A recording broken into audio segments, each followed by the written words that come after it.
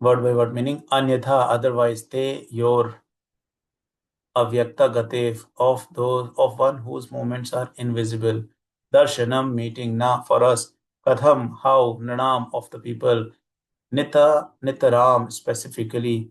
Mriya, ma, nanam, of those who are about to die. Samsiddhya, of one who is all perfect. Vani Yashaha, voluntary appearance. Translation and purport by His Divine Grace, A.C. Bhaktivedanta Swami Srila Prabhupada ki jai. Otherwise, without being inspired by Lord Krishna, how is that you have voluntarily appeared here, though you are moving incognito to the common man and are not visible to those who are on the verge of death? While I read, I will also quickly share my screen so that it is beneficial for all. The great sage Sukadev Goswami was certainly inspired by Lord Krishna to appear voluntarily before Maharaj Parikshit, the great devotee of the Lord, just to give him the teachings of Srimad Bhagavatam. One can achieve the nucleus of devotional service of the Lord by the mercy of the spiritual master and the personality of Godhead. The spiritual master is manifested representative of the Lord to help one achieve ultimate success. One who is not authorized by the Lord cannot become a spiritual master. Srila Sukadev Goswami is an authorized spiritual master, and thus he was inspired by the Lord to appear before Maharaj Parikshit and instruct him in the teachings of Srimad Bhagavatam. One can achieve the ultimate success of going back to Godhead if he is favored by the Lord's sending his true representative. As soon as a true representative of the Lord is met by a devotee of the Lord, the devotee is assured a guarantee for going back to Godhead just after leaving the present body. This, however, depends on the sincerity of the devotee himself. The Lord is seated in the heart of all living beings, and thus he knows very well the movements of all individual persons. As soon as the Lord finds that that a particular soul is very eager to go back to Godhead, the Lord at once sends his bona fide representative. The sincere devotee is thus assured by the Lord of going back to Godhead. The conclusion is that to get the assistance and help of a bona fide spiritual master means to receive the direct help of Lord Himself. Om Jnanatimirandasya Jnananjana चक्षुरुन्मीलितं येन तस्मै श्रीगुरवे नमः श्रीचैतन्यमनोभीष्टं स्थापितं येन भूतले स्वयं रूप कदा मह्यं ददाति स्वपदान्तिकं वन्देऽहं श्रीगुरु श्रीयुतापदकमलं श्रीगुरुं वैष्णवंश श्रीरूपं सागरजातं सहगण रघुनाथान्वितं तं सजीवं साद्वैतं सावधूतं परिजनसहितं कृष्णचैतन्यदेवं श्री राधा कृष्ण पादान सहगण ललिता श्री विशाखान्वितं श हे कृष्णा करुणा सिंधु दीन बंधु जगतपते गोपेश गोपिका कांता श्री राधा कांता नमस्ते तप्त कांचन गौरांगी राधे वृंदावनेश्वरी वृषभानुसुते देवी प्रणमामि हरिप्रिये वाञ्छाकल्पतरुभ्यश्च कृपा सिन्धुभ्य एव च पतितानां पावनेभ्यो वैष्णवेभ्यो नमो नमः। नमः ओं विष्णुपादाय कृष्णपृष्ठाय भूतले श्रीमते भक्तिवेदांता स्वामिनिति नामिने नमस्ते सारस्वती देवे गौरवाणी प्रचारिणे निर्विशेषा शून्यवादी पाश्चात्यदेशतारिणे जय श्री कृष्ण चैतन्य प्रभु नित्यानंद श्री अद्वैत गदाधर श्रीवासादि गौर भक्तवृंद हरे कृष्णा कृष्ण कृष्ण हरे हरे हरे राम राम राम हरे हरे मुखं करोति वाचालं भङ्गुं लङ्घयते गिरिं यत्कृपातमहं वन्दे श्रीगुरुदीनतारणं परमानन्दमाध्वरम्. Hare Krishna. So let us begin by seeking all your blessings and prayers. Let us discuss something which will be good for my purification and for the benefit of all. So now in this shloka which we are seeing here, Srimad Bhagavatam 1.19.36, here Maharaj Parikshit is speaking, and he is speaking to Sukadev Goswami. And while he is speaking, he is expressing his gratitude, and that is a very good quality of a Vaishnava, very, very important quality of a Vaishnava. And with the gratitude, he is mentioning these points, that that he's telling that Sukadev Goswami, you are inspired by Lord Shri Krishna. Otherwise, how it was possible that he voluntarily appeared there, even though Sukadev Goswami, he is moving incognito to the common man. He has not got much interest with the common man, and he is not visible, for anyone else. So here Sukadev Goswami has appeared, and we see this situation here. We all know that how Maharaj Parikshit got cursed, and what was his reaction after getting cursed. He was not the one who was trying to escape, but he was ready to accept the instruction, the order, or the situation which is created by the Supreme Personality of Godhead. Now he had all the powers to counteract the curse, which we have discussed in the previous lot of shlokas. And in spite of that, he is ready. He is ready to, he goes back and sits near the banks of Ganges, and he is ready to, end his life, not by committing suicide, but by, spending his entire time with fasting and hearing the Srimad Bhagavatam with a lot of focus and attention. Now, that is the beauty of Srimad Bhagavatam. Sometimes we feel that, oh, these wonderful devotees, they benefit from Srimad Bhagavatam, but why we are not able to benefit? Why a common man is not able to benefit so much, even though we are benefiting, but not so much. And Prabhupada has written in the beginning, in the introduction of Srimad Bhagavatam, that there is a need in the society to, connect and to get these things back, and that need is being fulfilled by the Srimad Bhagavatam. So that is the beauty of Srimad Bhagavatam. We have also heard the story of Tundukari, how he was able to hear Srimad Bhagavatam, and in spite of being in the Preta body, he was able to, overcome this situation, and he was able to, go back to Godhead. So that is the beauty of Srimad Bhagavatam. But normally what happens, we are not able to eagerly hear Srimad Bhagavatam, and because of that, we are not able to, take the full benefit of Srimad Bhagavatam. So here Maharaj Parikshit is ready, and he has accepted the situation which is created by the Supreme Lord. Now here we see when he is fasting, even though that point of time there was no WhatsApp, there was no communication channel, but you see when Parikshit Maharaj was fasting, all the great acharyas, great sages, the sages who have witnessed the Supreme Personality of Godhead, such kind of sages were present there with him. They all arrived. We have the examples. I think in the previous couple of shlokas we have read. There was Atri Muni, there was Chavan Rishi, there was Bhragu, there was Parashar Muni, Vishwamitra, Vashishta, Parashuram, Angira Muni was also there, and Devala, Narad Maharishi, Bharadwaj Muni, Gautam Muni, Maitreya Muni, all these wonderful, devotees of the Lord, the sages who have witnessed the Supreme Personality of Godhead personally, they were present. And just imagine what will be the situation of Parikshit Maharaj, how comfortable, what kind of comfort these devotees would be giving to Parikshit Maharaj. And they all welcomed the decision of Parikshit Maharaj to go ahead with the plan of the Supreme Lord. Even though Parikshit had all the points to debate, saying that I am the pious king, and if I am present in this world, then Kali Purush will not enter, and then the entire kingdom will be very peaceful. Like in the war of Kurukshetra, when Arjuna was not ready to fight, he was saying there are so many people who are going to be killed, and it is going to create a lot of widows. Then why should I fight?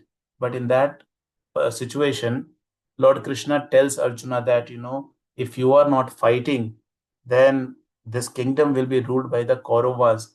And Kauravas are such people, who can exploit women like anything. And he gives the example that Draupadi, who had 5 husbands, and all her husbands were alive, but still she was exploited. Correct? Then, if you give the kingdom in the hands of such people, what will be the condition of a woman? You can imagine. And then that was one of the reason which Arjuna was giving, and this is how Lord Krishna countered that argument, and it was convincing for Arjuna. Now just imagine Parishit Maharaj could have also given the same argument now, saying that I am the pious king and I should be alive, correct? and if I die, the Kali Purush will enter and the situation will be difficult. But no, Parikshit Maharaj accepted the plan of the Supreme Lord. And why he could do that? See, we can always argue saying that Parikshit Maharaj had seen Lord Krishna in the mother's womb, so he was very confident of achieving Krishna. Correct. We can also argue saying that Parikshit Maharaj personally witnessed all these wonderful sages like Narad Maharishi, who is the son of Brahma, and Brahma is the secondary creator. Now we can always argue that Parikshit Maharaj's situation was comfortable because he had known all these wonderful acharyas, so he was sure that Lord is there. But still, even if we know everything, but still it is very, very difficult for us to give up something. Renunciation is the quality of the Supreme Personality of Godhead. All renunciation is also one of the quality, right? And that is why Krishna is called Bhagwan. So this renunciation quality can be exhibited by the devotees of the Lord, but the non-devotees, it is very difficult. Even if you tell them that Krishna is coming to see you, receive you personally, but they will still not be able to give up. And that is what this causes, this being non-devotee causes a trouble to us all the time. Because when we are non-devotees, we are trying to exploit, we are trying to rule over the material world, we are trying to rule over everything which doesn't belong to us, right? Or which belongs to us, if we can say so called. But for a devotee, it became very easy. And it became easy because Parikshit Maharaj was the perfect devotee of the Lord. And that is why it became easy for him. Parikshit Maharaj was well versed with the scriptures. He knew that quitting the body is just changing the garments, right? He knew that it is just like moving from the old house to a new wonderful house in a posh area. So it shouldn't cause much trouble, right? But for the normal people, it becomes very difficult. It becomes difficult in the material world also because they're all the time in the anxiety, they're all the time in the fear, they're all the time stressed out because they have a fear of losing things. First of all, they are having these challenges, anxieties to acquire things. And once they acquire, now they have a fear that it should not be lost, right? Somebody should not take away. So they have that fear. And that is why the non-devotees are always living in anxiety, in stress, in difficulties, in problems. And to overcome that, what they do some more sinful activities, right? Enjoying the overnight parties, drinking unlimitedly, or having multiple relationships, going to so many places where the sense gratification is allowed. Why? Because they want to de-stress themselves, right? And which in turn causes a lot of sins by them, and because of that a next body is ready for them. Because they have committed a lot of sins, the next body is ready. So here it was a situation where Parikshit Maharaj was comfortable and he was ready. And even though he was a perfect devotee, he was not ready to take a lot of risk that, okay, I don't need any devotees, I can only sit and chant, I can go back to Krishna. No. In one of the shlokas, previous to this shlokas, Parikshit Maharaj is mentioning, even if I don't go back to Godhead, then I should be given birth in a situation where I should be able to remember Lord Krishna all the time. So even he is not sure, but he is giving his best. He is following all the to-dos which a devotee should follow. So we see here that to give up everything is very difficult, but it was very easy for the devotee Parikshit. It was like he's moving from the old house to the new house, and this quality of renunciation was exhibited by him. Similarly, like Lord Sri Ram, he was about to become a king. He was going to be coronated as a king. But one day prior, things changed, and he had to go to the forest, leaving everything for 14 years. Just imagine, this is not possible for a common man. They will die out of heart attack. We have seen some politicians, if they're going to lose their position as a CM or whatever, they go on the road and they lie down and they do a lot of drama because they don't want to give up anything, right? And that is the biggest misconception. Sometimes people think if I become a king or if I become the leader, then I'm going to enjoy like anything, and I will have so much of money coming to me. I have my next coming generations who will not have to work hard, and their entire family will be proud of me. But these stupid people, they do not know that if there is any sinful activity happening in their kingdom, they are going to be getting the worst sinful reactions for that. Just imagine we are not able to tolerate the sinful reactions of our own self. And when becoming a king or leader, if if there are sinful activities committed by the followers, then the leader is affected. I recently heard a message, from our Guru Maharaj. Maharaj had mentioned that I'm feeling a lot of pain these days, and I think he mentioned a couple of days back I felt a lot of pain because my devotees are engaging in the illicit relationships. So Guru Maharaj gave a guidance that if it is a relationship between husband and wife, of course it is. If it is for procreation and Garbhadan Sanskar, then it is like celibacy. It is allowed. But if it is between people who are not married, then it causes great harm to the spiritual master. Why? Because spiritual master has taken charge of them, and people, if they do not follow, then it causes a great pain to the spiritual master. Sometimes people who are vegetarian, they claim that, okay, I'm a vegetarian because I can't cause pain to others. But if the same people become, the disciples of a guru, and they do sinful activities like illicit relationship, thinking that I'm not killing anybody, why I'm not causing harm, but they don't know that they're causing great harm to the Guru Maharaj, to Guru. So the point I was trying to make is that when somebody becomes a leader, somebody becomes a politician, somebody becomes a CM or PM or whatever, they have the they are going to get the sinful reactions also of the kingdom people if they are doing any sinful activities. And these people, if they know this, they will never ever take up that situation. So moving ahead in the previous shlokas, we also see that all these wonderful devotees in shloka number 21, they are saying, we shall all wait here until the foremost devotee of the Lord, Maharaj Parikshit, returns to the supreme planet, which is completely free from all the mundane contamination and all lamentation, right? So these devotees are ready to wait. They are saying we are going to be here till Maharaj Parikshit goes back to Godhead. And this is very, very important lesson to learn. We need the devotees to be around us when we are leaving the body. And because they are going to help us to remember the Lord. Just imagine our Krishna consciousness becomes so fine, so refined when we are in the association of the devotees. Yesterday we were in the temple doing service. So just imagine your mood when you're doing the service in the association of the devotees. We are so nice, we are so encouraged, so enthusiastic. But when we are sitting alone somewhere in the office or somewhere where we are not able to remember the Lord, whatever advancement we have made, but we are still going to be morose. We are not going to be that enthusiastic as we become when we come in the association of the Vaishnavas. And that is why Vaishnavas are very, very important. They are the real treasure of a devotee.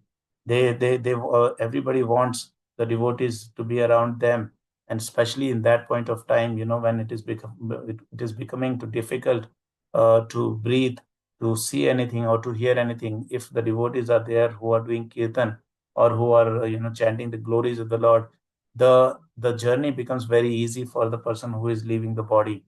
And here all these sages, wonderful sages, powerful sages, sages who witness the supreme personality of Godhead right in front of them, they are there sitting and hearing the glories of the Lord along with Parikshit Maharaj. So this is the beauty. When somebody hears the glories or somebody speaks the glories of the Supreme Lord, everybody benefits. It is beneficial to everyone. We will move ahead from this. The great sage Sukadeva Goswami was certainly inspired by Lord Krishna to appear voluntarily before Maharaj Parikshit, the great devotee of the Lord, just to give him the teachings of Srimad Bhagavatam. So yesterday also in the class we were hearing that Krishna takes personal care for all his devotees, whether somebody is an advanced devotee or somebody is a not advanced devotee. But Krishna takes personal care. But the condition is that the devotee should be praying to the Lord that, my dear Lord, I have given myself to you, and now it is up to you how you want to take me, because Krishna is seated in our heart. Hriday desi tishtati Arjuna, and sarvasya chaham hriday sanivishto. Krishna is saying, I am seated in your heart, and he is the closest. Yesterday we were hearing in the class, so he is the closest. He knows everything about us, what we want, what are we thinking, what is our desire, what we have done in the past, how we lost in the past, how we can be safeguarded in the future. So Krishna knows everything. So what Krishna does, he makes a nice plan that, okay, this is the plan and this is your path. You just keep moving, giving your best, keep moving. And Krishna is guaranteeing that I am going to take you back. And not only Krishna, the spiritual master is guaranteeing that. So Krishna is taking personal care for all his devotees, and he is clearly outlining the path. We just not need to pray for that, and we know that Krishna is seated in the heart. It is very, very easily, heard when we are making a prayer. We need to be sincerely thinking that yes, I have to go back to God, and I have to be always engaged in the service of the Lord. That should be our motto. And that is possible only by the intelligent person. A non-intelligent person, a foolish person, he will think, let me do all the sense gratification activities, and there is no God. See, people have tried doing that, but that is only going to cause a lot of dissatisfaction, right? And sometimes people try doing that, they go away from Krishna consciousness, and they try to witness the material world, and then they realize, oh, material world is pathetic, that nobody cares for you. They talk so much, in the office when you go, everybody is smiling at you, giving you a handshake, but they're ready to, stab at you anytime, any moment. They are only looking for their personal benefits. But in the devotees community, sometimes you might see some people, but most of the people are not like that, because they know that Krishna is watching them, right? So further, Prabhupada is mentioning the spiritual master is manifested representative of the Lord to help one achieve the ultimate success. We all know that we need to be careful while choosing the spiritual master, and there is a way to understand this Krishna consciousness. In Bhagavad Gita 4.34, the shloka says that vidhi pranipatena pariprashnena seveya. We need to follow the bona fide disciplic succession, serve the Guru, serve the representative of the Guru, follow their instructions, and then we will be able to understand the knowledge which is given by Krishna, right? Understand this disciplic succession, understand the knowledge as it is. So Prabhupada also, spoke about spiritual master. So I wanted to mention the qualities. There is a shloka in Nectar of Instruction, I think. If I'm not wrong, I think Nectar of Instruction is Vacho Vegam Manasa Krodha Vegam Jiva Vegam Udrapastha Vegam Etan Vegan Yo Vishesha Dhira Sarvam Apimam Prithvim Sa Shishyat. So this is the quality of a guru. A guru should be able to control his the speech when they are willing to talk something. They should have vacho vegam, and then manasa krodha vegam, anger, and then the demands of belly and genital. And if you are like that, then the person is able to create the disciples all over the world. So that is the quality of a guru. We should not accept any cheap guru anywhere, saying that, okay, I want a guru because I want to know my horoscope. I want a guru because my guru will tell you what business is going to suit me. So that is not a guru. You are just taking service of a person and thinking that he is a guru who is going to his job is only to give you benefits and profits in your business. That's not a quality of a guru. A guru is a person who is taking charge to take you back to Godhead, and you need to serve guru. It's not that the guru is going to serve you, give you, like some people say, oh my, I have a guru and I will ask him, he will tell me what to do and I will benefit. And he is giving instruction to the guru, come here, tell me what business should I do. And this person is running behind the boss, and he is giving, okay, as per scriptures or as per horoscope, you can try this is going to benefit. This is foolish, complete foolish relationship. So we must serve Guru. We must follow the instruction. We must understand the bhav of the Guru, and only then we will be able to understand the message which is coming from the Supreme Lord, and we will be able to move ahead in the right direction.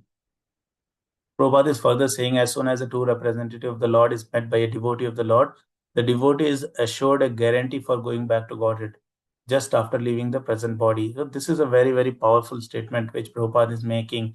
He's saying, as soon as the true representative of the Lord is met by a devotee of the Lord, the devotee is assured a guarantee for going back to Godhead.